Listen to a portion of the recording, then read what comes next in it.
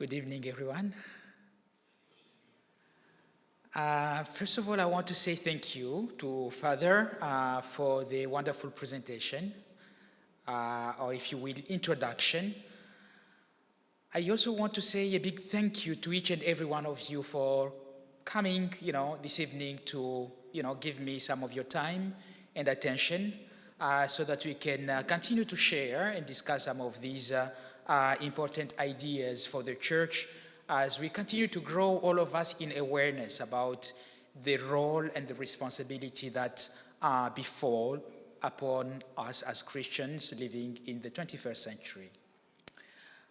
The topic actually of my presentation, as you can see, is just calling attention to how Christian we have become in Africa. And in the introduction, it was said that I'm going to talk a little bit about the inculturation of the faith, the Christian faith, and if you will, the Catholic faith on the African soil, in the African continent.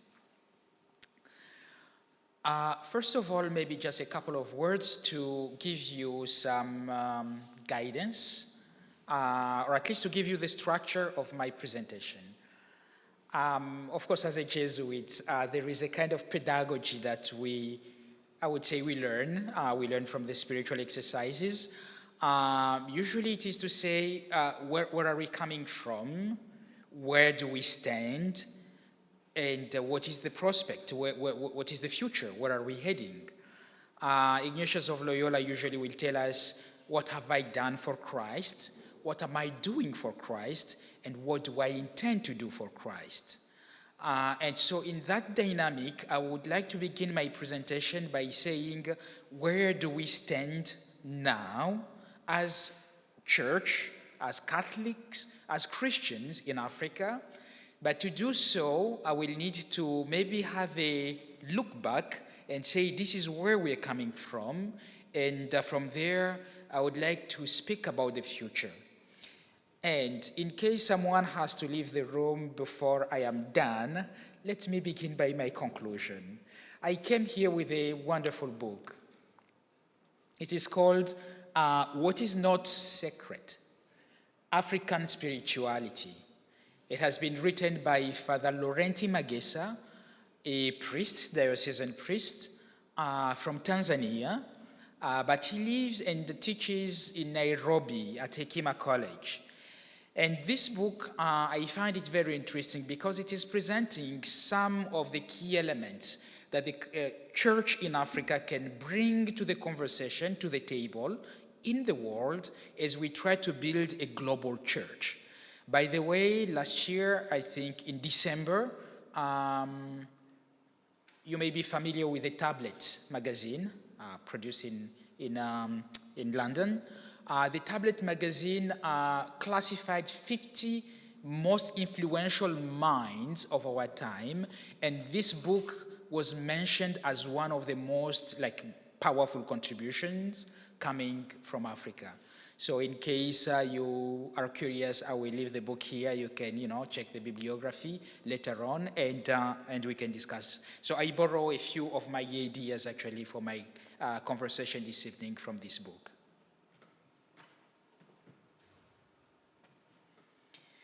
Okay, that being said, I think a good starting point for me will be to look at the situation of Africa today.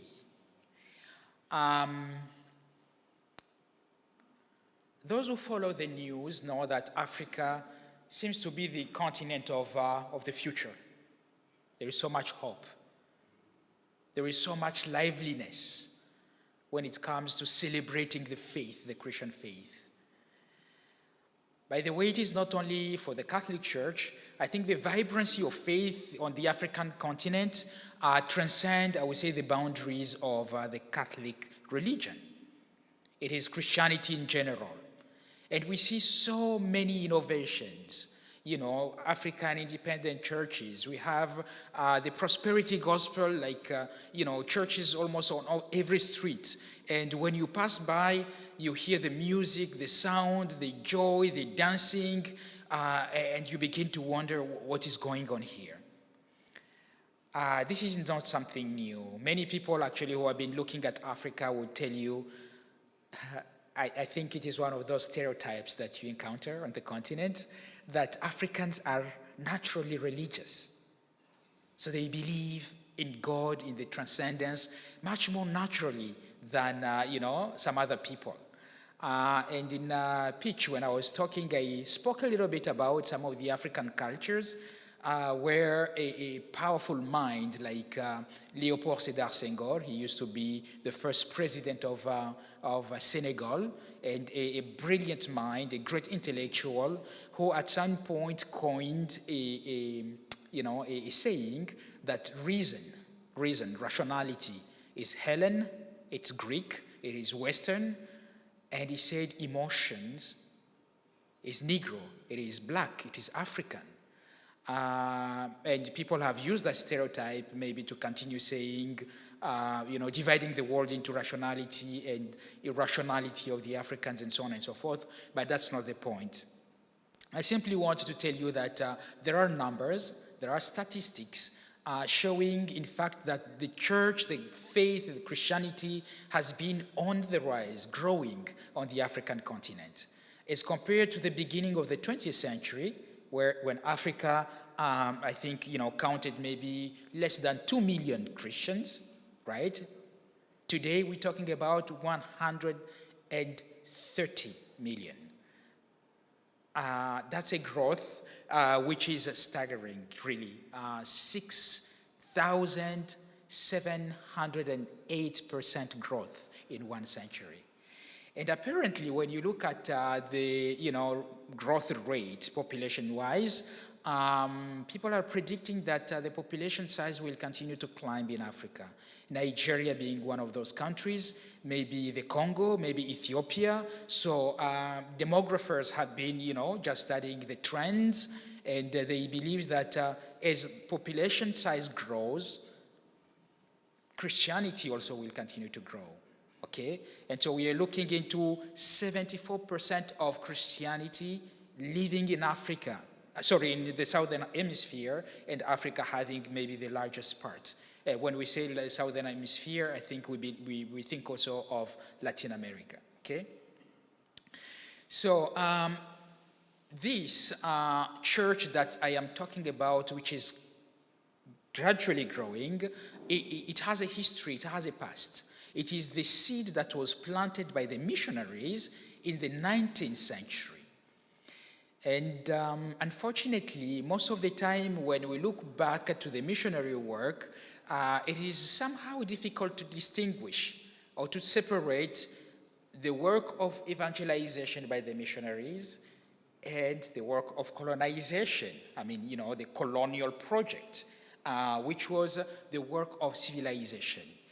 Maybe I will pass you some of the details about all of this somehow painful history from the past, because colonization came with all the good intentions, maybe, but those who have been studying thoroughly the colonial project, the colonial structures, the colonial legacy, will tell you that in fact and indeed, Africa is not poor by accident. Africa has been forced into a global system, capitalistic system, that to this day continues to exploit Africa. And although this is 2020, right? So in the year 2020, most African countries will be celebrating 60 years of independence, meaning sovereignty, self-determination. But after 60 years of independence, sometimes we wonder whether Africa is better off or not. Just to say, maybe independence was really nominal independence, but economically speaking, politically speaking, socially speaking, Africa continued to depend very much on the West or from outside. And this is a puzzle, this is a paradox that I've been wrestling or struggling with for many years. My studies actually as a theologian from Africa or as a social scientist, my PhD actually is in political science. I always wanted to understand why Africa stand where it is today, regardless of all the resources that abound in Africa. And when I talk about resources, I'm talking first and primarily about human resources before I can even think about natural resources in terms of minerals and everything else. But despite all of these, Africa continues to go outside to beg for resources, for money, for help. You know, Africa lives on somehow on foreign aid. I come from a country that is scandalously rich, but at the same time, one of the poorest countries in the world. And when you go outside of the Congo, you find Congolese people working for the UN, for the EU, for many organizations. So brilliant minds, but when it comes to their own country, they have proved somehow unable to solve some of these mysteries of poverty and underdevelopment. So it is because of all of this that I am thinking, maybe even looking back at the legacy of the Church of Evangelization, there is somewhere something went wrong that we need to begin fixing today. So the Catholic missionaries did a lot of good things, a lot of good work. The 19th century, basically, you know, I think it was a century of missionary revival. Remember, Europe is coming from, say, the 17th century Protestant Reformation. The Catholic Church has been shy in so many ways. And then we go through the 18th century, which was the Enlightenment century, meaning you have all these philosophers coming out and pushing for rationality to dominate the world and saying we have to emancipate from the, you know, the power of the church. But the 19th century particularly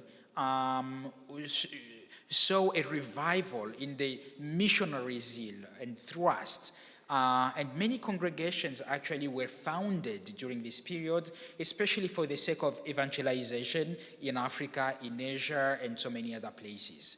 And here I just mentioned a few, you know, the Holy Ghost Fathers, the Sisters of St. Joseph of Cluny. The Society of Jesus was restored actually, same period, okay, for the sake of a couple of reasons, I believe.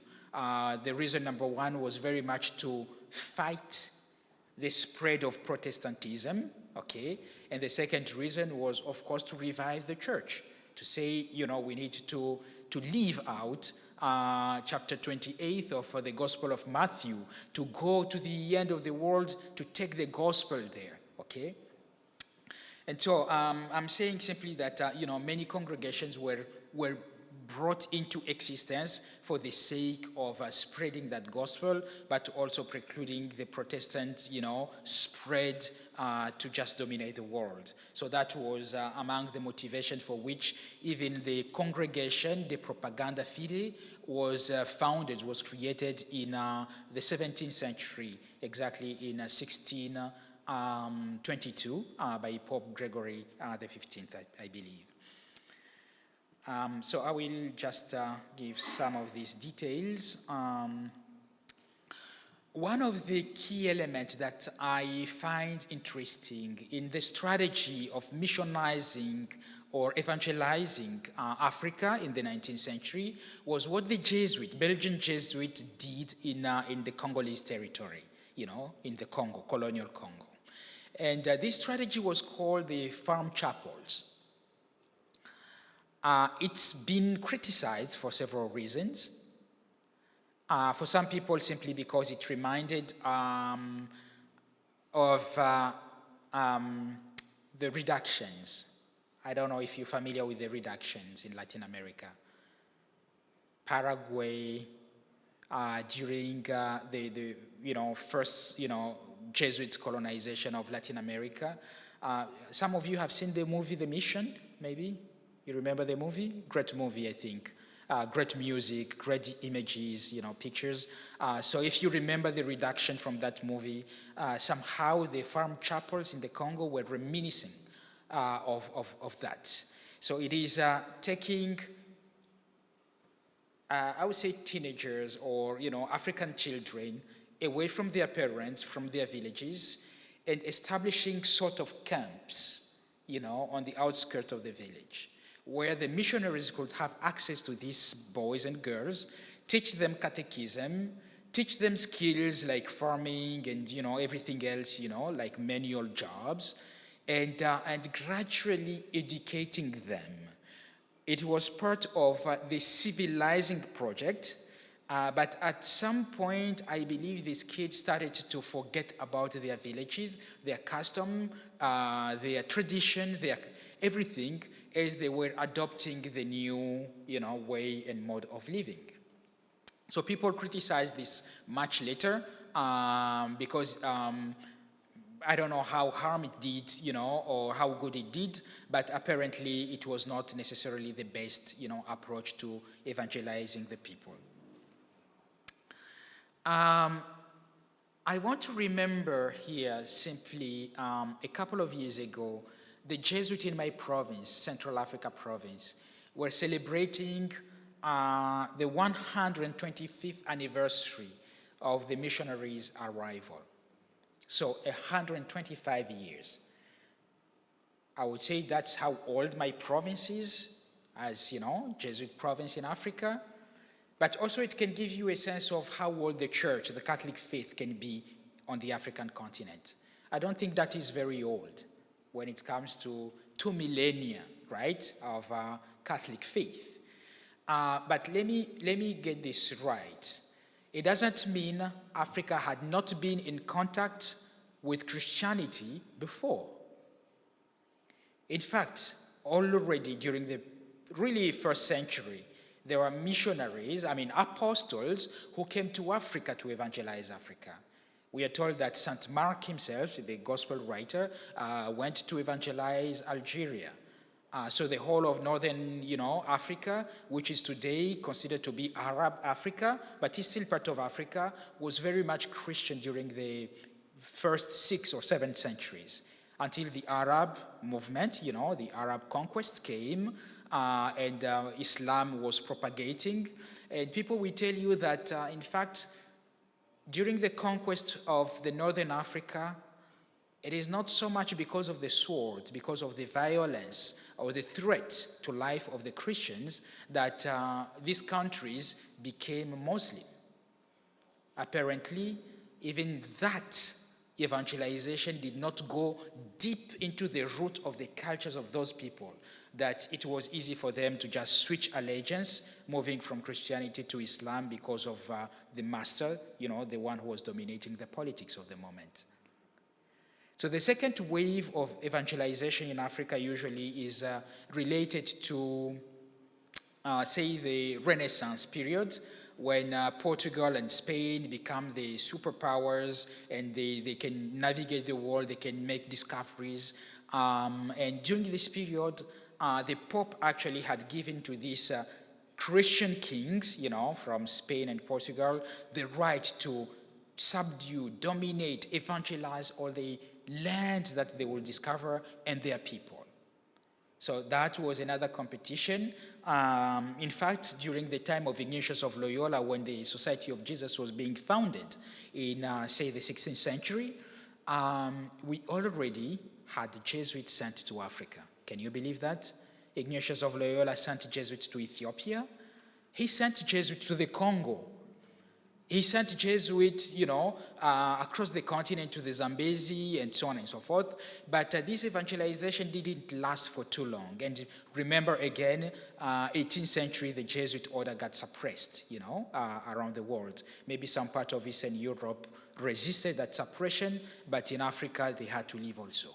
So when I'm talking about the 19th century missionaries' arrival and work, I am not saying this is the first time Africa is getting in touch or in contact with Christianity.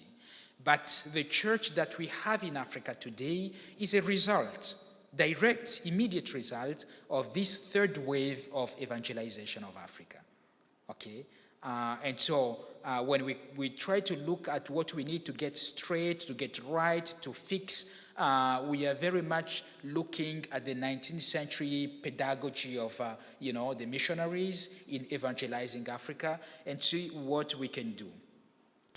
So apparently this evangelization was successful. That is why it has lasted for the last 125 or so years, if not more, right? It has been successful, and there are many ways in which we measure the success. The first of my slides was telling you the numbers, right? We have a growing, a vibrant, a lasting church that is in Africa. But also we can say we have been involved really for the last 50 years or 60 years into indigenizing the church, making it really African, okay? And how do we do that? If not by applying what I am calling here the theology of inculturation, okay? So it is this theology of inculturation in post-colonial Africa that will occupy my second part, you know, saying this is where we stand today, but this is where we're coming from, okay? And the whole theology of inculturation was to say Africans should not feel estranged from their faith, almost as if they were foreigners to the Catholic faith, okay? And sometimes I think in the past really, it was a huge drama that Africans were struggling to know if they have to give their allegiance to the African traditions or to the Christianity, which was the new, religion that was, planted on Africa. In Pitch, I had an opportunity to talk about some literature, African literature, like novels, like poetry. And I have done a study to look at how African writers really deal with issues of society such as religion or faith and so on and so forth in their own writings. And it is very, very interesting to discover the kind of, I wanted to say split consciousness in most of the characters in the novels, say ranging from the 50s, 60s, 70s, and so on and so forth. If you read, I think, the page that I sent the summary, okay, I was mentioning one of the key writers. I will be talking about him just a little bit. In one of his novels, which is called Between Tides, a priest like myself, who had studied so much abroad, could speak Italian, he earned a PhD, a licentiate, and so on and so forth, then he goes back to live and preach to his own people. But all his studies were in Latin or in Italian, and none of his people could relate to those languages. The big concepts that he was learning about the Catholic faith, transubstantiation, you know what that means, right? Or incarnation, you know what that means. He gets back home and is incapable of translating those concepts into his mother tongue.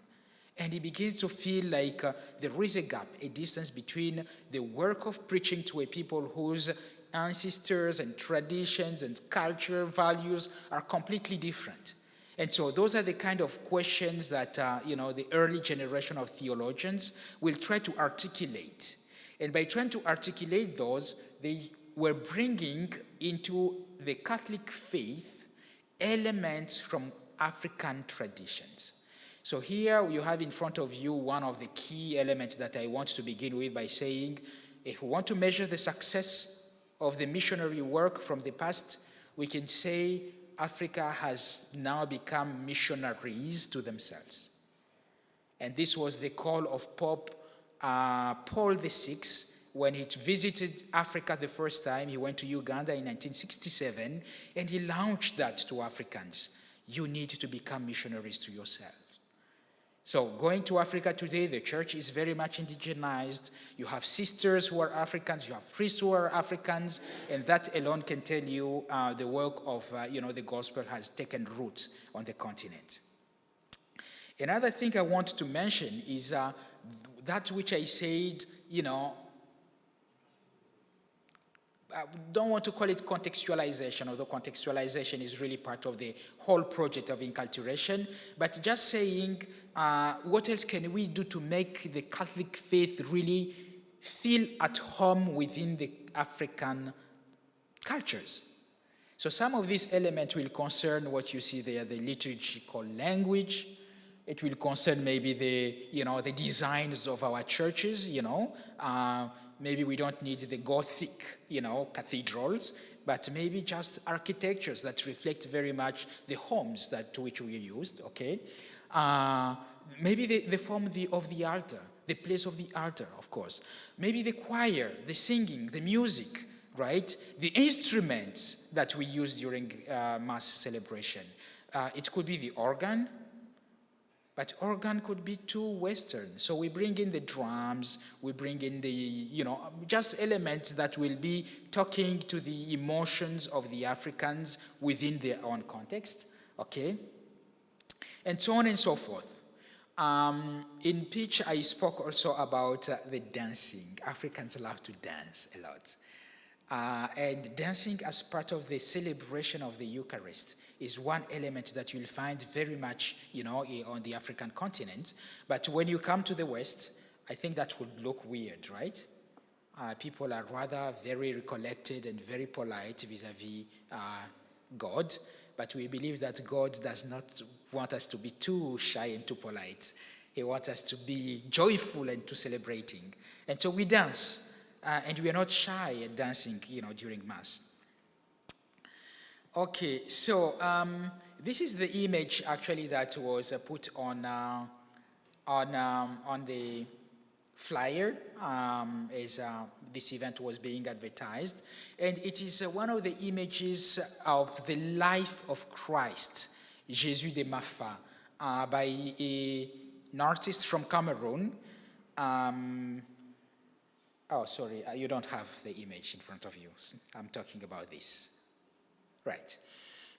So, Jésuit de Mafa, and in the process of just bringing Christian faith at home, artists in Africa decided to say, we really need to begin, indigenizing the faces of the characters.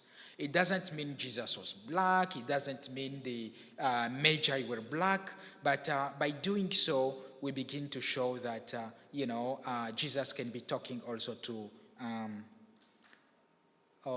thank you. Jesus can be talking also to, the cultures within Africa.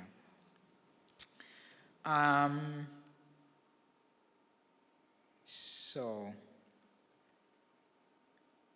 I am mindful of the time. Let me see. So I mentioned that, some of the liturgical, vestments, we use the designs from Africa, the fabric from Africa, because all of this is symbolic and has a lot of meaning to us. So I will just move quickly to say, oh, good, terrific, thank you. So moving to this to say, it's a way of looking at African Christianity by saying we can indigenize the signs and symbols, the languages that we use to vehicle, to pass on the Christian message. But is that really enough to measure Christianity in Africa? Should Christianity be looked at from the, excuse my terminology, from the folkloric celebrations, like addressing people with all the colors and dancing and music, or is Christianity much deeper than that, okay?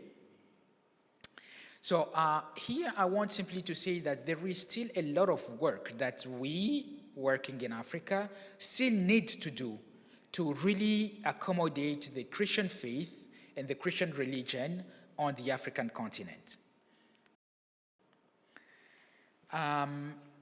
Just for your sake, and to tell you where we are coming from and the work that has been done, I simply wanted to present to you maybe a couple of important figures. I mean, that is my selection. There are so many of them. But to tell you the work of theology, of art, of philosophy that they have been doing, to say inculturation is a work that needs to be done in depth. And this man whom you are seeing here now, this is Engelbert Mveng, a Cameroonian Jesuit. He died in 1995. He was murdered, fortunately. Theologian, artist, historian, who did a lot to bring the faith home. In the third part of my presentation, I will be talking about what needs to be done, and the concept upon which I built my reflection is a concept I borrow from this man. When he talks about poverty in Africa, he does not talk about material poverty alone, because that is just the tip of the iceberg. He talks about the anthropological poverty, and he talks about the structures of anthropological pauperization, like that which depletes human beings of their human dignity, of the very beautiful image that God wanted them to have and to enjoy. And it is that which we need to address when we are talking about gospel and Africa. But Mveng is interesting because of his art. Here you have a piece which is actually in the chapel in Cameroon, Yaoundé, the Jesuit high school chapel, Liberman, and it is Christ in majesty, as you can see. So this is a way of symbolizing the majesty of Christ, which combines at the same time the colors from Africa, the forms from Africa, but also the message that Mveng wants to pass on, not distinguishing majesty from the cross. So this is a way of evangelizing, okay? So at the foot of Christ crucified, the people you see there, you can be tempted to think these are the disciples of Christ. But if you remember your gospel very well, you know that at the foot of the cross, only 2 disciples were there, right? You remember? The Virgin Mary and John. The rest had fled, they had taken off. So here we have a big number. Mveng is really bridging the gap in time by saying, look here, Christ being crucified, and look here, the context of Africa, and these are the Ugandan martyrs he has put there, to say Africa has been living out the very mystery of the gospel through their lives, without necessarily, maybe even before, they could be Christians. But at least we know that the Ugandan martyrs, they donated their lives because of the gospel, because of Christ, okay? This is just one image I wanted to bring to your attention to say, these theologians, these artists, these priests, these Africans, they very much wanted the images, the message of the gospel to speak to African context. Another element of Mveng's art concerns his way of the cross. So these are a few stations, and this you can find in the chapel. Maybe, Father, you did visit our chapel when you were at Hekima. So this way of the cross is in the Jesuit chapel at Hekima College in Nairobi. After this, there is a beautiful fresco, which is, the resurrection.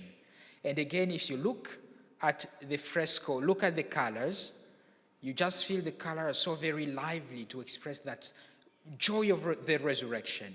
But on the foot of the resurrected Jesus, you also have some buildings which represent really the city of Nairobi. Again, it is a combination to say resurrection, Christ. The Christian message is not foreign or stranger to the very context of Africa or Africans.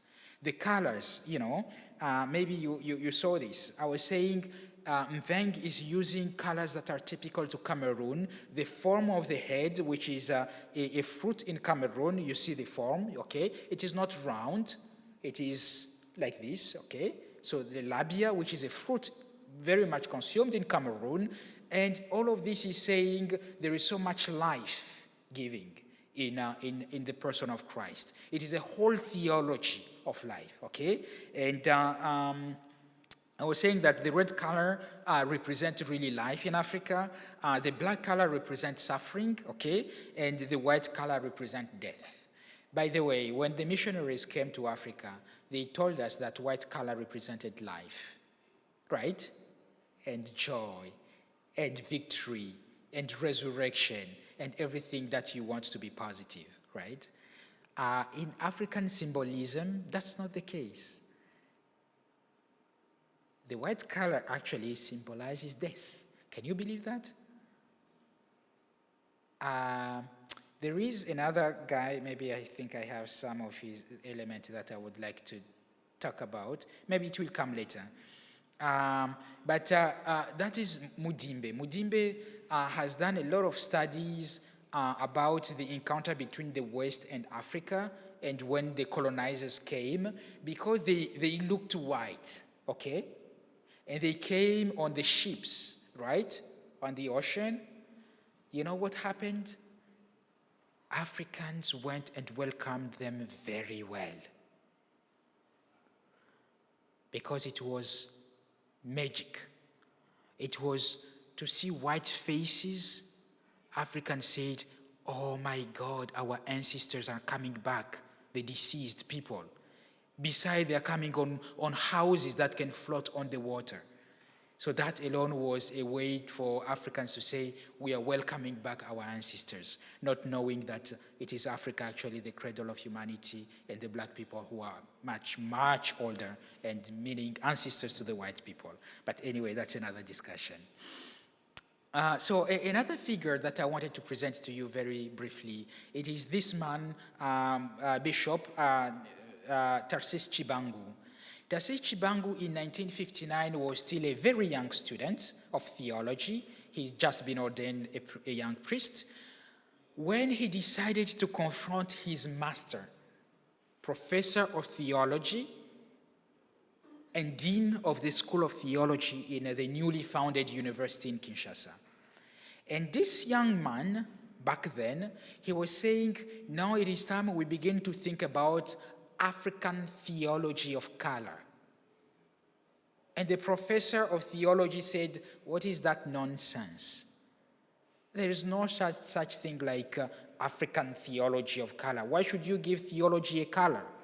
Why should it be African? Theology is theology, and it is a science which is universal, and everywhere, you know, it should be accepted equally, like mathematics. 1 + 1 = 2. Whether you are in Africa or in Asia or in Europe. So from that scientific perspective, Van Est was saying the Christian truth is equally the same everywhere. But that is the school of thought he was coming from. And Chibangu was saying, no, we can contextualize theology. By the way, I think he was well read, because he had already read some of the books that were in circulation back then by such theologians like Dominique Chenu or Jean Danielou, French Jesuit and French Dominicans, who had published about Western theologies or contextual theologies and so on and so forth. So if you can apply it to the West, why can't we apply it to Africa?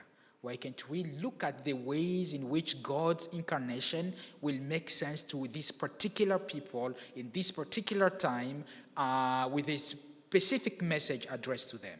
So that was the whole debate. I find it very interesting because that was very bold of a young black African before independence to dare to challenge the universal truth in public. And that is the kind of courage that is required of each and every one of us to say, well, I don't feel much comfortable with this way of looking at things. Is God telling us maybe we need to be prophetic enough for our times, right? So that's what I wanted to say about this. So I will pass to mention also a key figure in the whole process of inculturation theology in Africa, and this is a cardinal from Congo, Joseph Malula. And Joseph Malula was ordained to priesthood in 1946. So Africa is still very much colonized. 1953, he got ordained bishop. In 1959, he is called to Kinshasa as auxiliary bishop of Kinshasa, of which he will take charge in 1964, only 4 years after the independence of the country. So the moment this man is called to work, to minister in Kinshasa, he said, on this occasion, he promised to constitute a Congolese church in a Congolese state, a church which he explains takes on a truly Congolese face in its theological and philosophical expression, in evangelization, and also in its liturgy. And by the way, the work that he will do will be tremendous, because in 1989, he will succeed to convince the Vatican that these people need to celebrate Mass in a way unique to their culture. So Congo today, as we are speaking, has what we call the Congolese rite. Have you heard of that before? So we have, like you will talk about the Eastern rite, the Coptic rite, the Latin rite. The Congo has its own rite of celebrating the Eucharist. And within that rite, we integrate elements of our culture, especially the place of ancestors, during the prayer time, or the place of the elders during the, Mass time. For instance, I could be a priest. I was ordained to priesthood when I was 31. 2004. Yes, I was 31. So I was ordained a priest, I was 31. In Africa, age matters. We respect elders very much, very much, very much. So the concept even of having a nursery or home for the elders is so foreign to African cultures that your aging parents, it is a blessing for you to take care of them. You live with them, you look after them, because they gave you everything from life and so on and so forth. It is not like paying back, but it's just because age is a blessing for Africans. And so if a young man of 30 has to lead a community with elders, well, I know that the church has elevated me to become a presbyteros, right? An elder. But for the traditions, I am still a baby, a child. Does it make sense? So I remember actually I have an adoptive family, in the US, African American. And my grandmother was dying. She was 96 years old. And so one of her friends had traveled from Denver to come and be by the bedside, death bedside in California. And I was having a conversation with this older woman. She was also 95. And she asked me how old I was. I said, I am 42. I was 42 back then. And I remember her expression. She said, oh my God, you were just a teenager. A teenager at 42, because, this is Africa. Even when they have lived long enough in the West, in the US, they still have that sense of age, the role of elders, their place, and so on and so forth. And so in the Congolese rite, when the priest is proceeding to the altar to celebrate Mass, he's accompanied by who? By elders. To say we are vesting him with that power and authority which has been given to him. And elders will be sitting next to him to ascertain, to affirm the authority that the local community, along with the church, universal church, has given to this young man. And my friends from Kenya have told me that, in fact, when you are ordained, because sometimes as the seasoned priest, you can be ordained maybe even earlier than 30, maybe 27, 25, I don't know. But after your ordination, there is another ceremony performed by the community to invest you, to recognize that you have been elevated to become an elder. So that just to say, some of these elements we started to integrate in the way we want to relate to, to the church. This is the man actually whose quotation I brought to you in the advertisement that we put out there. the novel called Between Tides. And he started reflecting in the 60s, the 70s, and recently I went to meet with him again, as a young African. Going to meet with elders is really a privilege. Just spend time with the elders. You get to learn so much. And remember, again, we're coming from a culture of orality, even if he has written tremendously. Things that you can learn by just listening to him is invaluable. It has no price. And so I made it a point to make a trip and went to visit him in his living place in Northern Carolina. And I sat by his feet and listened to his wisdom. And the things I learned are impressive. But recently, this man had published a book. No. Actually, he gave a talk. It is an article in which he was questioning how much Christian has Africa become? And that is the title maybe to all my topic. Are we really Christian in Africa? Enough. Because when we look at the paradoxes of our communities, our societies, the Rwandan genocide, the rapes and killings in Eastern Congo, the corruption of our leaders, and so many other realities, we begin to question the depth of the Christian message. How deep did it penetrate really to transform the human beings that we are, so that when we work, we continue to work towards, the values of life, of humanity, of the community. Because those are values that we used to have in our cultures and in our traditions, but to some extent, because we adopted the capitalistic system of the West, we have become too egotistic, we have become too selfish, we have become, we just use power to abuse our brothers and sisters. And so what can the gospel message tell us to address some of these issues? Okay, so that is Mudimbe, and I will pass.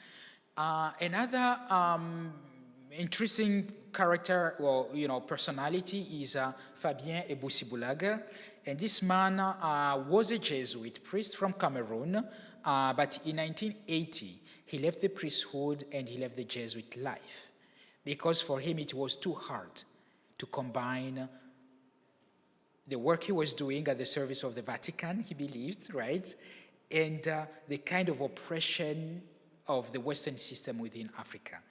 He had written tremendously. I don't know if I have a couple of books from him that I wanted just to propose to you. I think most of them have been translated into English or German or many other languages, just for your sake to know. But one is Christianisme sans fétiche, which I would say Christianity without fetishes, right? The other one is La crise du Muntu, is the crisis of the Muntu. The Muntu is the human being. The other one is a contretemps, l'enjeu de Dieu en Afrique, which is the stakes of God in Africa, okay? So some of these ideas are very interesting, but allow me to just, read this page and then I will move on to my third part, which will be my conclusion as to where we are going, as a church, Catholic Church in Africa. So the important thing, Fabien Eboussi says, is not taking position for this or that, or believing something else, or the opposite, but believing otherwise. Believing otherwise. So it is not for us to say, to be a Christian, I need to believe in all the dogmas from Rome, or in all the traditions from Africa, or vice versa. It is, how do I position myself vis-a-vis my faith in this day and age? Everything is in the manner of doing things. The popular saying that how you give is better than what you give was taken seriously in my book, Christianisme sans fétiche. It was enough to complete the saying by adding God. So he goes back to study the missionary legacy to Africa, and he says what we need to look at is the manner in which God was preached to Africa. So do we wear God as we wear a scarf or we wear a jacket or some veneer on the outside? Or do we really accept that God enters deeply into our being and begins to change our entire, what I'm calling for a structure? And this is, let me go to my third part, okay? So I think it is very, very much about conversion. Many years ago, I think when I was still studying theology, I ran into some writings of a Latin American Jesuit, Segundo Galileo. And Segundo Galileo was saying, Christianity, in fact, is about conversion. And the conversion I wanted to talk to you about tonight is the conversion not only of people and their cultures. It is the conversion of those who are preaching God and those who are receiving God, if that makes sense. Sometimes we go to others with the absolute certainty of possessing the truth and possessing it all. And I think that has been an approach that the Catholic Church has used throughout the years. Today we have a Pope who seems to be a little different from the popes we have always known. A Pope whose humility is a preaching in itself. A Pope who is reminding us that really it all depends on the attitude we bring to the conversation, to the table. A Pope who is also open to say, we are all human beings and you can learn from one another. And it is that cross-fertilization from one another that was missing when the 19th century missionaries came to evangelize Africa. And it is that cross-fertilization which I am advocating for, maybe in this paper or in some other papers that I have written, to say simply that, yes, Africa has a lot to offer, and Africa is not a cultural or spiritual tabula rasa, meaning nothing is there, it is a blank, slate, and we have to write Christianity on it from scratch. No. And this is why Laurenti Magesa is really an important person. The book I mentioned to you at the beginning. Laurenti Magesa is reminding us of that cross-fertilization when we talk about inculturation. Inculturation, contextualization, interculturation, whatever name is given to describe the positive and beneficial process of cross-fertilization of thought and life for the culmination and completion of the universe in love is similarly risky at any and every stage of its realization when peoples and cultures encounter one another. Magesa is saying, and I believe and I abide by his message, that God took risks. By creating the universe, by creating the human person, it was a risk that God was taking.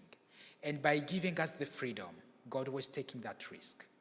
And even by the incarnation, it was still a calculated risk that God was taking. And when we come to live out the gospel, it is the same risk we are called to take, to live in freedom, okay? So, this is Laurenti Magesa, the picture of Laurenti Magesa. And maybe to conclude so that we can have some time maybe left to, have a conversation and discussion, I would say conversion today should concern what philosopher Martin Heidegger has called the forest structures. And forest structures are all these things that we have imbibed from our cultures, from our previous experiences, from, everything, studies that we have made, and which have constrained our mindset to read life and to look at the other from certain prejudices or biases or you name it. But it is the culture with which we come to life that we need to bring, to put in epoche, to suspend for a while, to say what is out there that God is asking of me. And when we come and enter dialogue with that level of humility, then we begin to get surprised by how much we can learn from the other and how much God wants us to really build with others who could think, feel, or act differently than us, but not because we are Christian that we are better than them.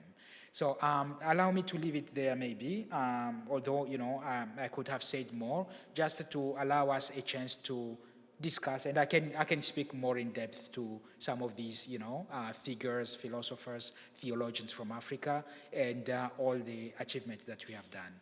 So I hope, these few words have been enlightening or provocative to you, and a challenge not only to you, but also to the church in Africa, because as I was sharing with my brother, the church in Africa needs maybe to move away from trying to convert people by trying to look at the structures that shape, those forest structures or those mindset of people, and to say that is where the work of evangelization needs to begin. I thank you so very much for your attention. Thank you.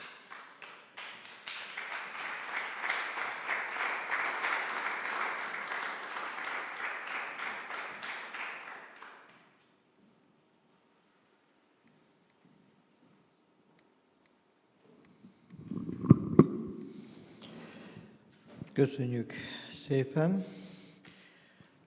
Maybe your head. Yeah. It's it. Akkor most egy kis beszélgetésre még leülünk. Gondolom támadtak kérdések önökben is. Lesz alkalom rá, hogy ha valaki akarja föltenni a kérdését, megtegye. És please be seated. Yeah. Azt gondolnám, hogy kezdjük akkor a középponti gondolattal, a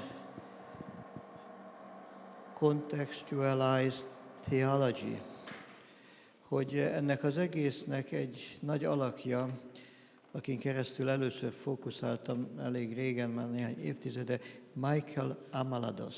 Do you know him? Igen.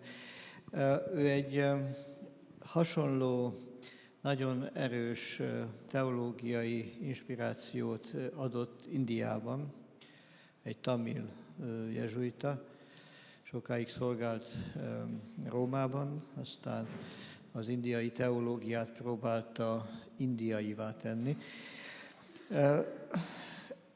Ez az egésznek a forrása, hogy a Jóisten is kontextusba helyezi önmagát. Az egész megtestesülés egy kontextusban történik. Zsidó vallásban, Közel-Keleten, 2000 évvel ezelőtti kulturális mindenféle körülmények közé, nyelvi és a többi körülmények közé. Azt gondolom, hogy ez egy hatalmas dolog, hogy hát gondolja mindenki, gondolom, hogy ezt a belső szabadságot valahogy befogadja az ember és a katolikus teológia. Elhangzott, egy teljesen konkrétat szeretnék kérdezni. Elhangzott az, hogy a papszenteléskor megtörténik a szentelés, de ez nem elég. Valami hiányzik, ezért egy külön szertartást csinál. Nem lehet ezt a kettőt összehozni?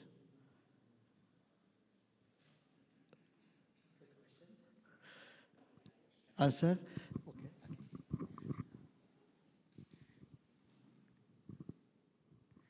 So I believe that's a terrific question. Thank you very much. Indeed, contextualization is not, or even enculturation, the concept is not really African. We are even latecomers to it because, as you say, Michael Amalados in India, but even prior to that, we have, Jesuit in China, Matteo Ricci. And as you said, we can even go really back to the root of the gospel itself, Incarnation itself is already a sign, a form of enculturation, because God entering a specific human culture, language, so that he can pass the message, and communicate. I sit there and then it will be easier for you. Very good. So, but just to come back to the great question that you have asked, how can Africa blend, if you want, for a lack of better term, that ceremony of ordination to priesthood with the ceremony of what I would call investing the young priest with the elderly status within the community. First of all, I want to acknowledge that it is not all the ethnic groups, across the African continent that do that, specific groups. I said in Kenya, I said in the Congo, for instance, for us, you don't need to invest, but you just need to associate the elders to the ceremony of mass celebration. We call them the Nkumus or the Bakambi. In Lingala, the language spoken in the Congo, Mokambi is the leader, right? The one who leads. So in principle, the priest is the primary leader. Well, no, let me put it this way. In the name of Christ. Because in the whole process of theology of inculturation in Africa, one of the key elements that we have tried really hard was to say, how do we place Christ within the traditions of Africa? And separate or different theologians have come up with different names for Christ. They have called Christ our ancestor, or proto-ancestor, to put him above all the ancestors. They have called Christ our healer, because healing ministry is very strong in many cultures in Africa. They have called Christ, our Mudamaki, in Zimbabwe, or Muzimu Mukuru. So you have all these names to say we need to find an element within our cultures that will speak to us about the centrality of the role that Christ plays in our lives, right? Now, when the priest is performing the priestly ministry, we know that he performs it in the name of Christ. He continues to do the ministry of preaching, teaching, in the name of Christ. So the element of age is simply a symbolic thing, perception from the African, because as I show you, colors, symbols, signs, all of this play a huge role in the full picture of what a liturgy or a celebration is supposed to be. And so just to avoid that contrast between a younger phase and the elderly role that he plays, this is why, some places they perform that investing, like investiture of the priest into an elder. Or that is why the priest would be accompanied or surrounded by the elders. So why can't we blend the two ceremonies of ordination and investiture? I don't think we have given it really a thought. Or I think also an element we try to avoid as we talk about inculturation theology is some element of what we would call syncretism. Syncretism. So we want to remain faithful to the Catholic Church, and I believe the Catholic Church, the Vatican, has been very much afraid of that element of syncretism, where Africans will be using elements so typical to Africa that they begin to forget what is African and what is, Catholic, you see. So it is in that perspective, I believe that ordination to priesthood remains ordination in the very Catholic tradition, and the rest is just, for the sake of symbolism, of integration, and the continuation of evangelizing the cultures. So that's what I can say, but I'm sure, if I do further research, or maybe if I take the idea back to our continent, who knows, maybe we can begin to, have that discussion. Thank you. Egy másik szentség, a házasság szentsége. Magyarországon is megtörtént 20 évvel ezelőtt, hogy az evangélikusok, reformátusok, katolikusok összeültek, hogy miért van az, hogy ha vegyes házasság van, akkor itt is, ott is kell egy szertartást csinálni. Nem lehetne egy közös szertartást, amit mind a két felekezet elfogad, és akkor szegény jegyes párnak nem kell zarándokolni ide-oda, amoda. És egy új szertartás jött létre, pontosabban 6 szertartás, attól függ, hogy melyik templomban volt, és hogy ki volt a másik fél. A katolikus szertartásba beillesztették a másik felekezetnek a megfelelő részeit, és fordítva, és akkor a katolikus szertartásból is a reformátusba vagy evangélikusba. És ez úgy történt, hogy ez nem szinkretizmus. Szóval, hogy azt gondolom, hogy vannak ilyen jó példák, amik talán észre térítenek minket, hogy egy másik kultúrának az elemét be tudjuk építeni a katolikus szertartásba úgy, hogy ez nem szinkretizmus. Hiszen Isten sem lett szinkretista, amikor zsidóvá lett. Vagy az a sokféle ritus, ami létrejött, az nem szinkretizmus. A helyi kultúrából lényeges elemekből áll össze egy új ritus. A lényege visszamegy Krisztusra, és egy teljesen elfogadott katolikus ritus. Nagyon más, mint a római ritus. Na most csak ezért van egy érdekes kérdés. Beszéltük, hogy kerülgettük egymást Kongóban, meg Kenyában tavaly, és hogy ott jártam Mujimájban, Kongónak az közepén, ahol még nem jártál, és ott egy vasárnapi szentmisén, ott volt a kongói ritus, vonultunk be táncolva, meg több mint 2 órát tartott, és rengeteg gyönyörű dolog volt, de a végén egy nagyon érdekes, egy keresztelés volt a szertartásban, és a szentmise végén a pap odament az oltár elé, odahozták neki a gyermeket, kézbe vette, feltartva magasra körüljárta az oltárt 3-szor, harmadszorra oda tette az oltár közepére a kedves kis gyermeket, aztán itten térült, fordult, egyszer csak egy tyúk volt a kezében,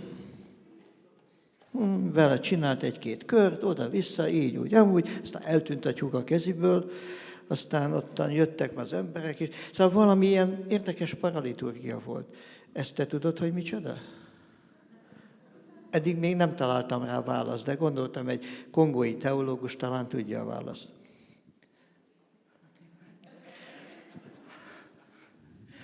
Well, I believe actually I am learning about this chicken thing for the first time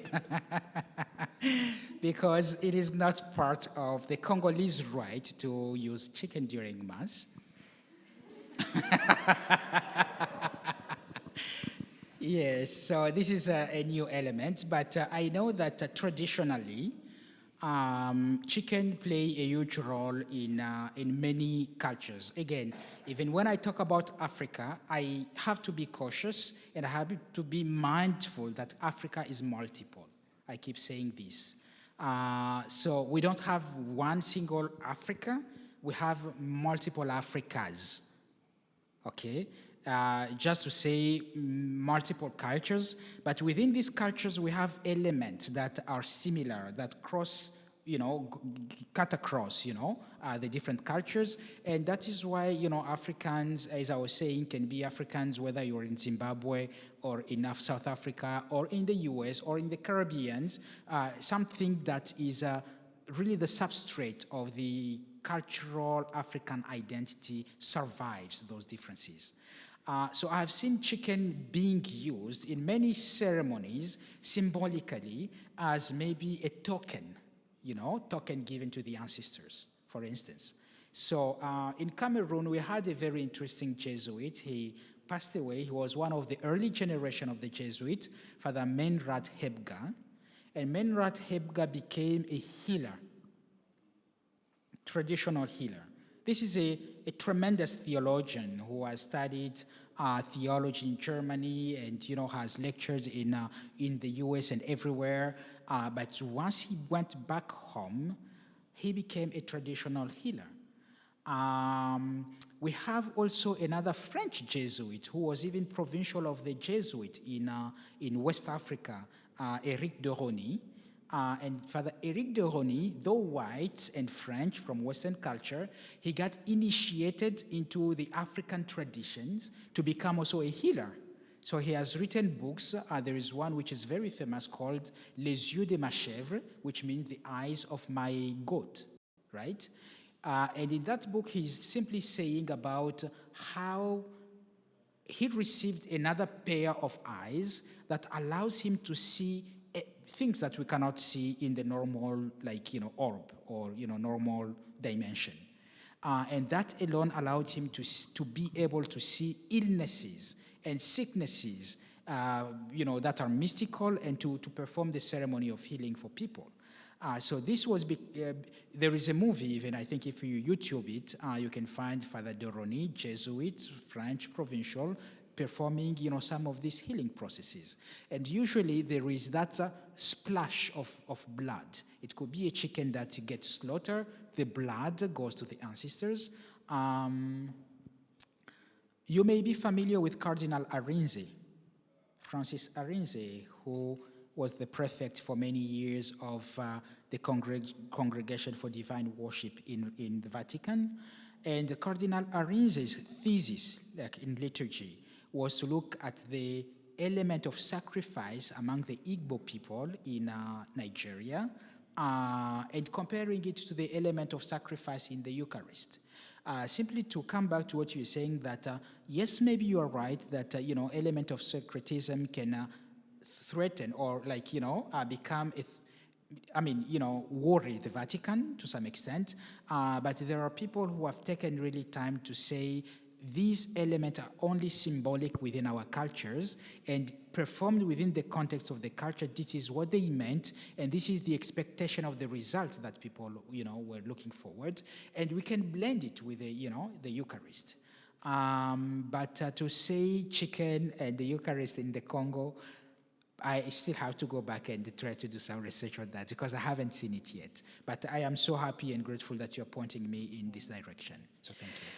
Ott Mujimájban, ebben a városban, ott az emberek egy része úgy tartja magáról, hogy Etiópiából húzódott lefelé, éhség, üldözés és a többi, egy olyan népcsoport Kongóban, akinek vannak etióp eredetük, és tudjuk, hogy Etiópiában mentek Salamon alatt sokan zsidók, és ők is azokhoz tartják magukat, hogy igazából közel-keleti eredetűek, egy elveszett törzsnek a tagjai, ahogy nevezték.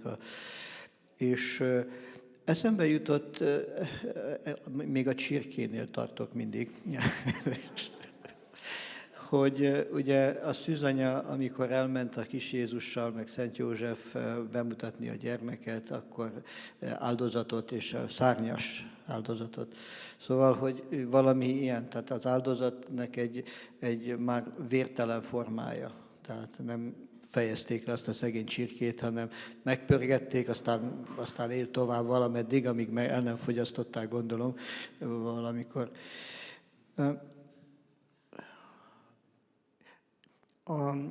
Néha itt ezzel a bizonyos szinkretizmussal nekem az olyan gondolataim vannak, hogy most mindegy, hogy a Vatikánban vagy valahol, de egy katolikus vallásban ül valaki egy széken, és lát valami olyat, amit nem ért, ami egy kicsit más, mint amit ő megszokott, hogy ez tulajdonképpen egy ilyen addiction, egy függőség. Mint ahogy vannak, akik függnek a szesztől, vannak, akik ettől, meg attól, ilyen függő, és kultúrafüggő. Betegesen kultúrafüggő, és nem tudja fölismerni a másikban a szentet. Azt gondolom, hogy sokszor ez a magyarázat igazából, amikor szinkretizmussal vádolnak valakit. Nincs empátia, nincs ráérzés, nincs elszakadása. Persze van valódi szinkretizmus is, én nem kétlem, de azért azt hiszem, hogy sokkal, szóval itt is egy ilyen kis pszichológiai problémáról is lehet beszélni, amikor erről. Mutattad ezt a könyvet, itt a szent, hogy mi az, ami nem szent. Mondtad, hogy ez egy világra szóló könyv. Mi a központi üzenete ennek a könyvnek? Okay, Father is still stuck with the chicken.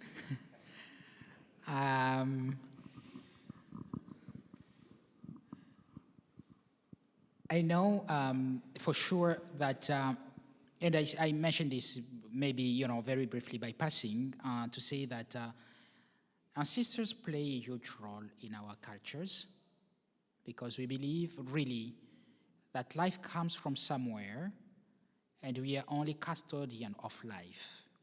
We have received it from someone, and we have to pass it on to someone else. And you talk about also the kind of addiction to cultures. And when we're talking about inculturation, I think we're simply saying that there are elements of great symbolic value within our cultures that we cannot just discard like this without altering our own identities and our own selves. So we wanted to retrieve those elements and to say, for us to be Africans, we still need this. But those that are superfluous, which are not necessary, we can discuss them without, any harm to anyone, especially when it comes to Christ. And so I said initially that Christ in many African cultures has assumed the role of being the proto-ancestor. Why do we value ancestors? Because we value life, and because we know that those who lived among us, they lived to protect that life. And we believe even after they have died, they are not just lost somewhere, in oblivion. They are still alive the way we believe saints are interceding for us. In the Catholic faith, we believe also ancestors can continue to protect us and believe, intercede for us. So the moment we know that Christ has assumed all our ancestors, is above all our ancestors, we know simply that, the mystical way of looking at the invisible world for us, it is composed of all those people who lived with a pure heart.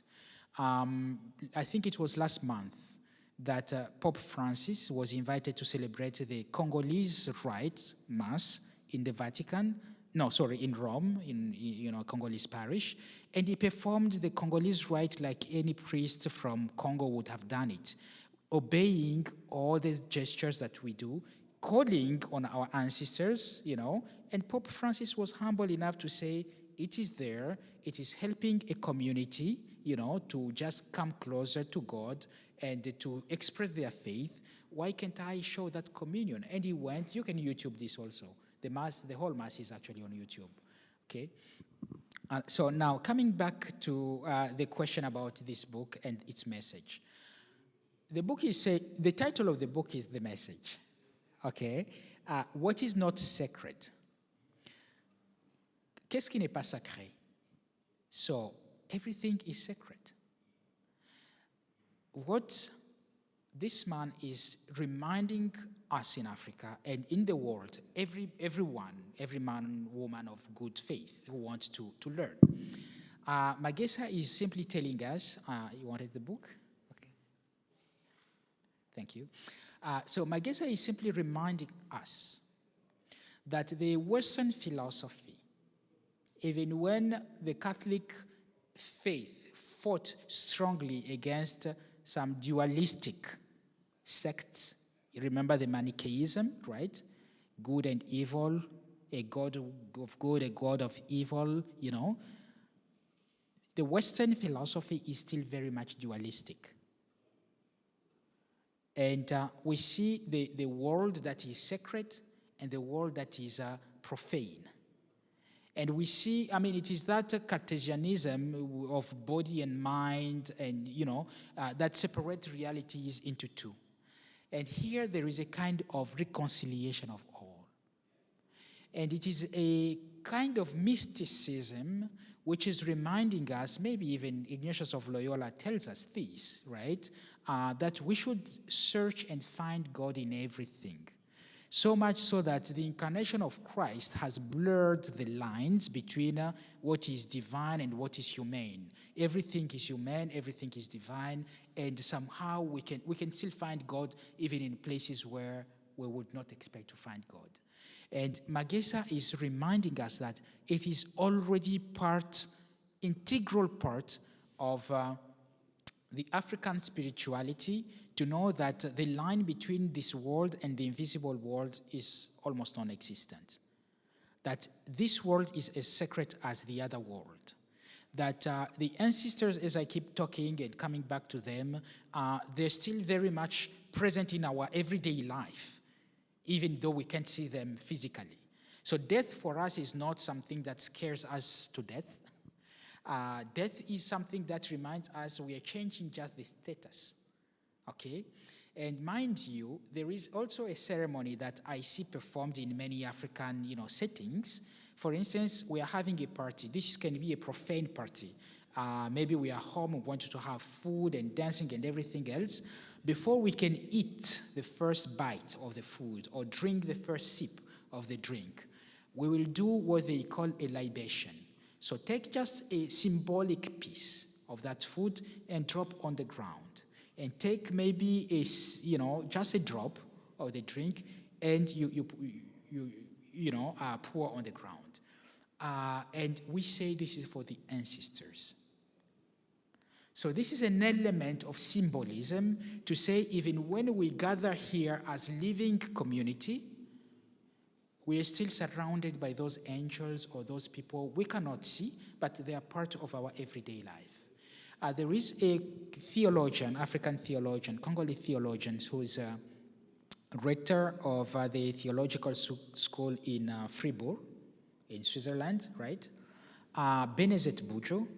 And Benezet Bujo has written to say, in fact, when you talk about a living community for Africans, you are not talking about those people who are only alive. You're talking of those who are gone and those who are yet to be born. And to that extent, if we want to associate this philosophy or this spirituality to our way of thinking, we begin to become much more ethical in the way we approach life in general, okay? Because the Catholic Church has preached, for instance, or teaches us about, the right of the unborn, okay, against abortion. But sometimes the way we present it from the Catholic perspective can be too much rational that we end up not even passing that message, or the message becomes somehow harmful, or it alienates some people who have been in such painful moment, experiences, or conditions.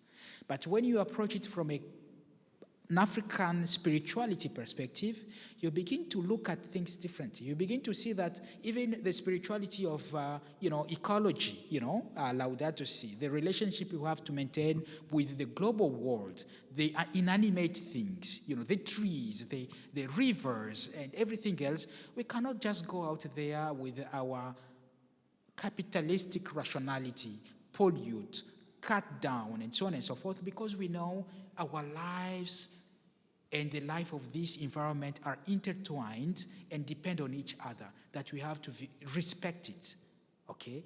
So that's what I'm believing, the book of Magesa can bring as unique way of converting our mentality from the Western interest-oriented, capitalistic, exploitative mentality to a mentality of poetry, if you will, and you're a poet, I know.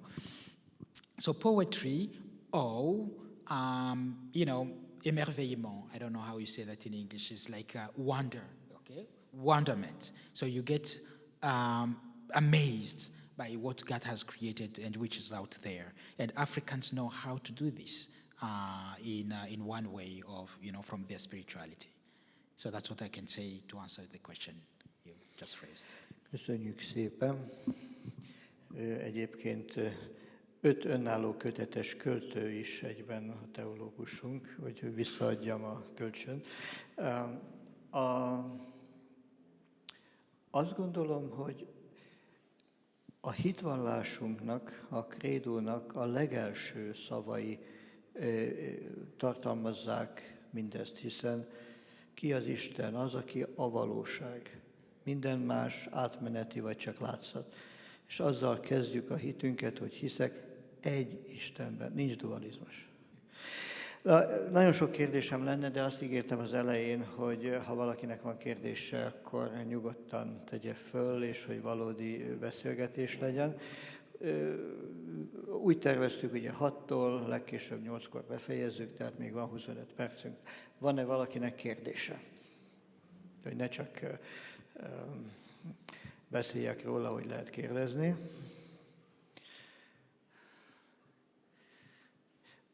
akkor egy másik kérdést hadd tegyek fel, hogy az elhangzottakból van-e olyan, amit valaki szívesen visszajelezne, hogy ez engem megérintett, ez engem eltalált, ez nekem most jól jött, ez engem most megerősített, ez engem egy kicsit vigasztalt.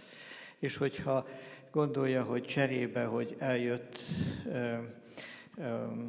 Toussaint Kafarhire testvérünk, hogy beszéljen ezekről, hogy ő is adna neki valamit, akkor mondja el, ossza meg, hogy mi érintette meg őt. Én remélem, hogy most lesz, aki átveszi tőlem a mikrofont, hogy egy-két mondatban megossza azt, amit őt megérintette. Aki nem akar, az most menekülhet, mert most én elkezdek kérdezni.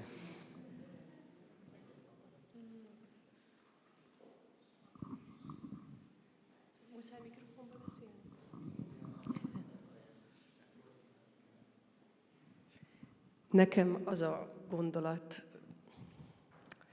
tetszett, vagy ragadott meg nagyon, ahogy az önök kultúrájában az idősek milyen megtisztelt helyzetben vannak, mert ahogy ön is látja, szerintem a két világ, tehát a mi európai kultúránkban, ahogy említette is, hogy elfekvőkbe vagy öreg otthonokba vannak az idősek, és nekem ez egy nagyon fontos üzenet volt ma, hogy jobban kellene becsülnünk a családjainkba, vagy a társadalmunkba is a többet élt embereket. Ez az egyik gondolat. A másik pedig, hogy nagy örömmel jöttem ide egy kolléganőmmel, mi hitoktatók vagyunk.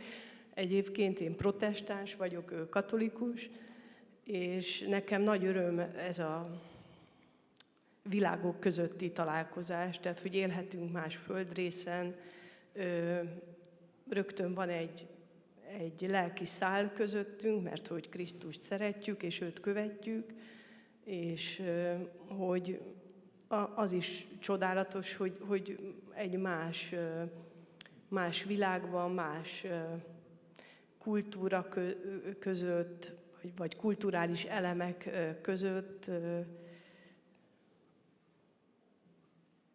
én gazdagabbnak érzem. Tehát, hogy lehet, hogy nem olyan, mint a miénk, hanem másabb, és ezáltal még csodálatosabb.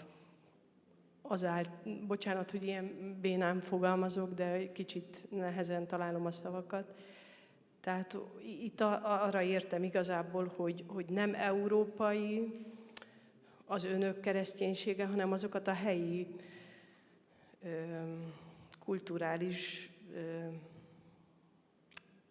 elemeket megpróbálják investálni, vagy beleilleszteni, akár a miseruhába, akár az például, hogy én protestánsként nagyon szeretek misére járni, mert a férjem katolikus, tehát egy vegyes házasságban vagyunk, és engem lenyűgöz a misének a felépítése, mert a mi protestáns Isten tiszteletünkhöz képest sokkal gazdagabb, és mélyebbnek érzem lelkileg, de ugyanakkor, ahogy ott ülök a misén, és most már elég jól ismerem az elemeket, úgy én ilyen nagyon énekes vagyok, tehát én szeretek ott nagyon hangosan, örömmel énekelni, mert legalább az énekeket ismerem, és úgy sokszor azt érzem, hogy így hátrafordulnak, hogy túl hangos vagyok, pedig olyan nagy örömmel énekelek, és hogy úgy irigylem, hogy önök táncolnak is. Tehát, hogy az igazán felszabadult öröm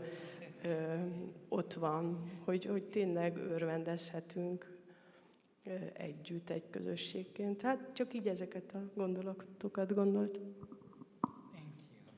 Köszönöm, és aki nehezen találja a szavakat, és mégis beszél, az általában hiteles. Úgyhogy köszönjük szépen. Van-e valaki más is, aki így szívesen mondana még valamit? Mert igen, bocsánat. Engem az érintett meg nagyon, amikor így mondta, hogy ahogy bejött ez a kapitalista kultúra, akkor mennyire egoisták lettek az afrikaiak, és mégis végig az őseiről beszélt, meg a tiszteletről, és hogy ez nekem nagyon példamutató volt, hogy önök ezt így kimondják, és akkor mi mégis hol tartunk önökhöz képest, és ha még önök is ezt, tehát, hogy így ez nagyon furcsa volt nekem ezt így hallani, hogy mennyivel több alázat van így az afrikaiakban még mindig, és hogy ezt mi talán egy kicsit így elfelejtettük. Tényleg. Köszönjük szépen.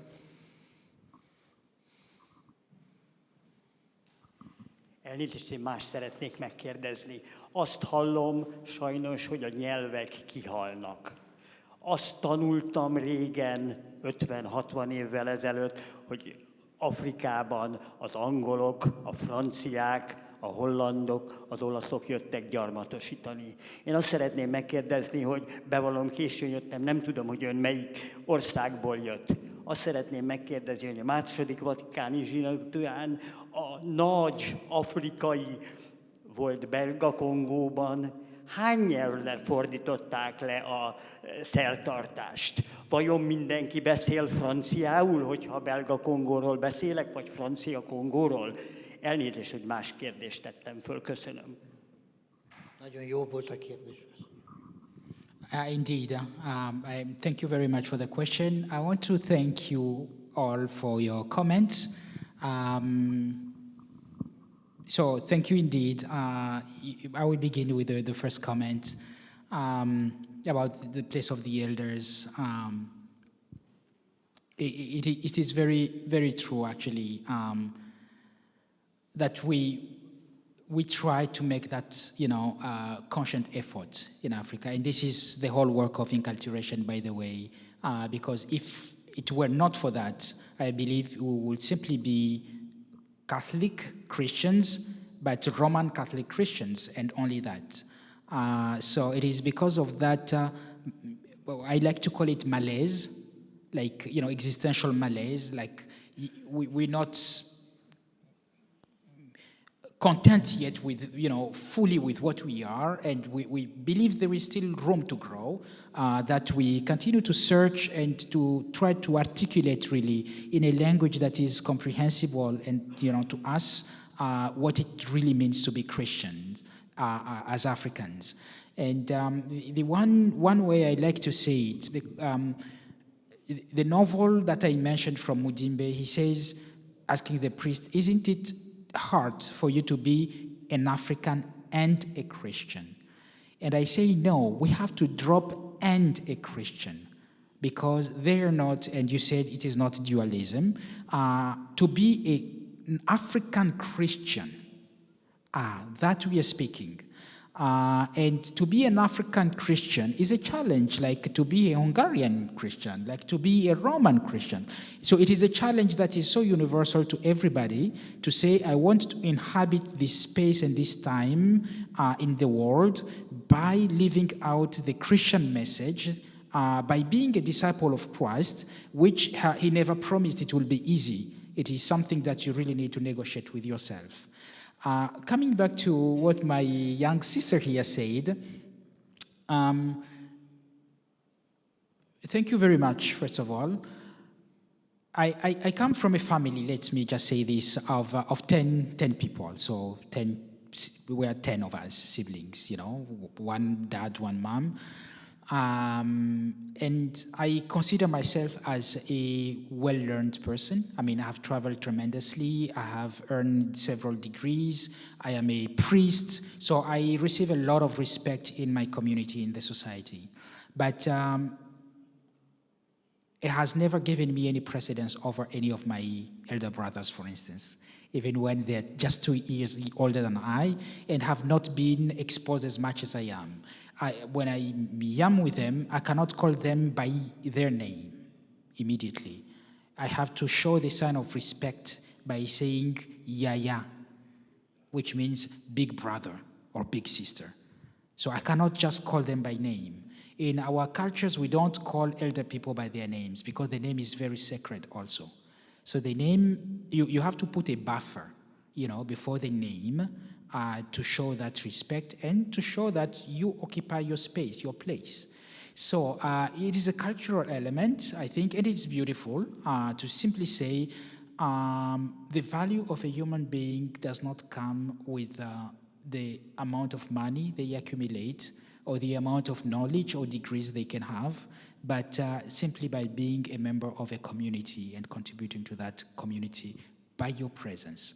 And so I think also it is a value that I wouldn't like to lose, you know, and I hope Africans will stick to those small things so that we can continue to have a meaningful life. So the element of language, it is true, really, you know, colonization tried to erase a lot of African things. And I said colonization actually was a process of what was known as civilization. Because you will remember that the whole rhetoric that precedes colonization was to call Africans savages without any cultures. They were like animals. They were pagans, you know, a way of belittling, you know, also their traditional religions. And so all of these derogatory concepts or vocabularies was to justify the whole process of colonization. At some point, especially the French colonies, to really become a civilized person, we have to receive a card, you know, like someone who has gone through school and has been recognized as cultured enough to say have good table manners, eat with forks and whatever, you know, when Africans would use their hands, and to speak French, to speak the French language. So that model of colonization was called or known as assimilation. So you have to become almost a French person with a black skin for you to be recognized as a human being. And so the whole process, the effort that we've been doing was to say inculturation. Inculturation is also about language. Language is also about which language do you use to pray, to celebrate God. Because anyone familiar with poetry, for instance, will know that, you know, there are ways of inhabiting this world that is through language. I always remember when I published my first, you know, book of poetry, friends in the US told me, translate it into English, we will give you the money, you publish it into English. But even as I was still learning English, I felt, no, I don't inhabit my emotions by using English. I inhabit my mind, my head, right? So English is my language for research, for academia, and so on and so forth. But I have to confess, maybe because I learned French very early in life, I feel the world in French. So coming back to the loss of African languages, we felt it was a danger. Some of our leaders in the early 70s began a whole politics of regaining African lost cultures. We called it politique de l'authenticité, like the politics of authenticity, what makes you into an African. So it was like erasing even the first names, which were French, forgetting about the food and, you know, mannerism at table, and just, you know, recuperating what is African to say this is what makes us into Africans. And the politics of language became very strong. So my country, for instance, in the Congo, we have 4 national languages, besides French. French is the official language. But the national languages in which the news are broadcast, in which people, you know, can communicate on a daily basis, they are Lingala, Swahili, Kikongo, and Chiluba. And because of that, the country being so vast, many Africans get exposed to the language of the other group, and I can speak Kikongo, I'm not Mukongo. I can speak Lingala, I'm not, you know, because I spoke Swahili at the base, at the beginning. So we have that positive approach to reviving our languages, but I know we can still do more in terms of teaching them in schools or having cultural centers that are really preserving them and fostering them and promoting them. But it is a terrific question. Just to end with an anecdote, Latin is the language of the Roman Catholic Church, you know, for Mass, for liturgy, for celebration. So I was visiting an older man as a young, you know, Jesuit. I told you we visit elders, right? Just to listen to them. And so I'm talking with this elder man, and he tells me how appalled he was because Mass was being celebrated no longer in Latin. I mean, he was nostalgic of those days when, before Vatican II, when Mass was only in Latin. And for him, his argument was to say what?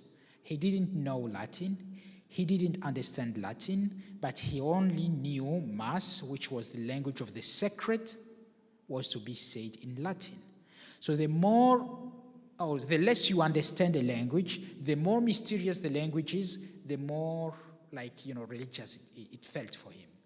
And he was telling me it is very sad that even young kids go to Mass today and they can hear and listen and understand what the priest is saying.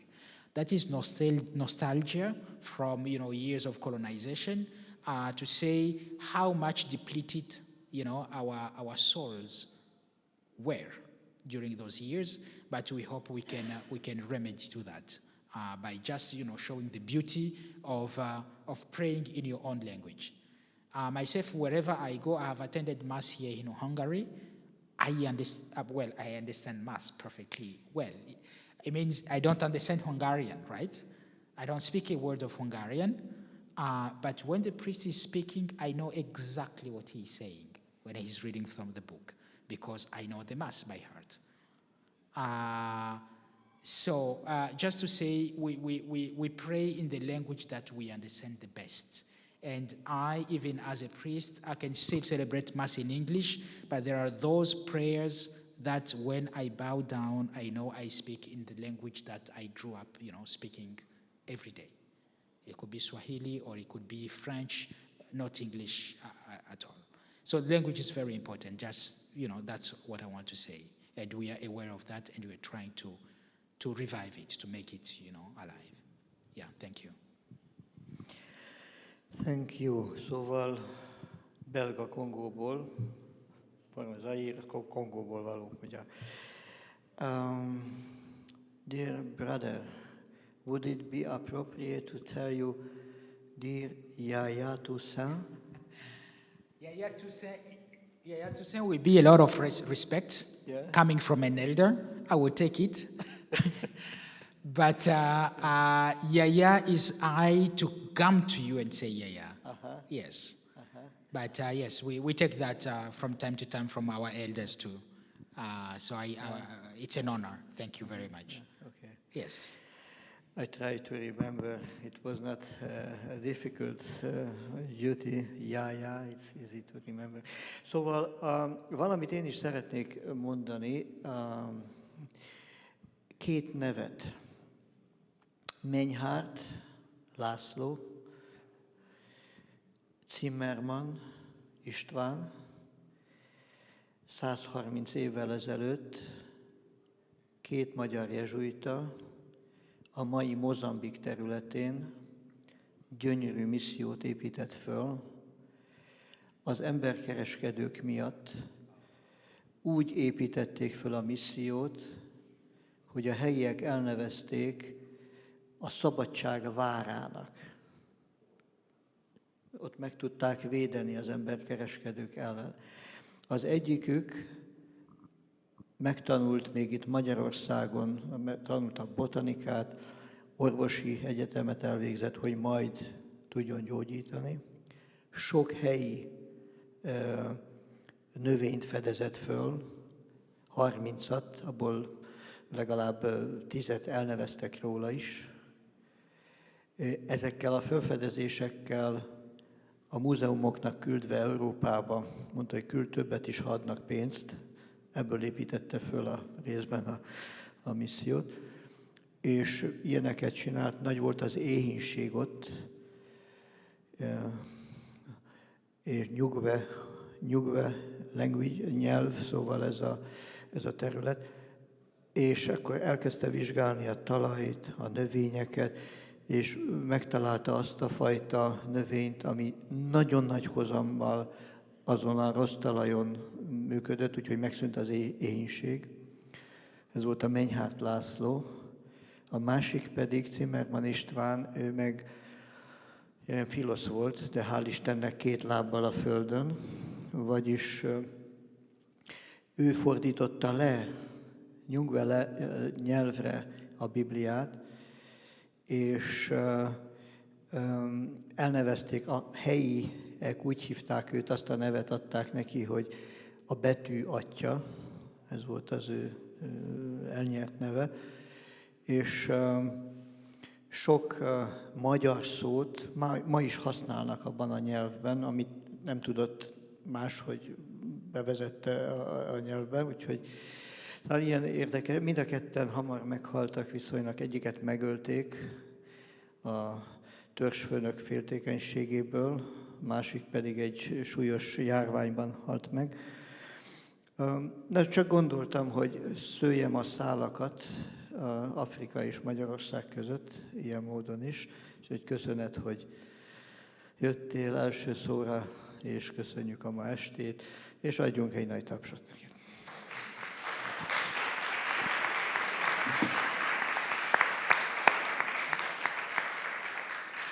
Koronavírus ide, koronavírus oda. So I will say also a big thank you again, especially for your time, for your presence, for your interest. And I want to say thank you for the invitation to just be able to come and share with you, but also to discover that we really have a longer relationship, Hungary and Africa.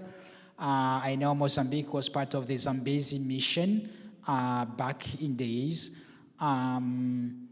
A couple of years ago, in 2017 especially, African Jesuits in Africa, we organized a huge colloquium to commemorate the 500th anniversary of the Protestant Reformation in the church, because somehow the history of the Jesuit order is tied to the Reformation in Europe, but also we're looking at the encounter between Jesuits and Protestants on the African continent, the kind of relationship that were built, the kind of prejudices that people brought. And we had someone who presented, actually did a lot of research on the Zambezi mission, and we heard about the 2 Hungarian Jesuits who were there. So it is amazing that we can continue this kind of collaboration. He was in my country, he knows so much about chickens and all these things, which I'm discovering only here in Hungary, right?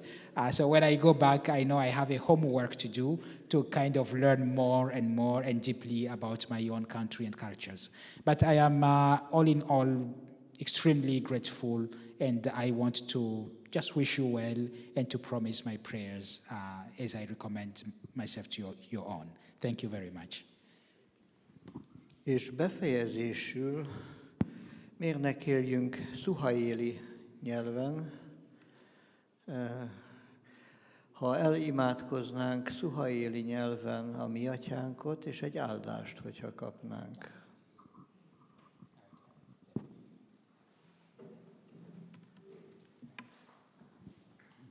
Kwa jina la Baba na la Mwana na la Roho Mtakatifu, amen.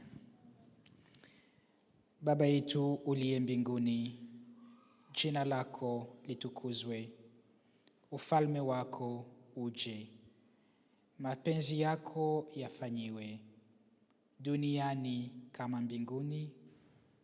Utupe sisi leo chakula chetu cha kila siku.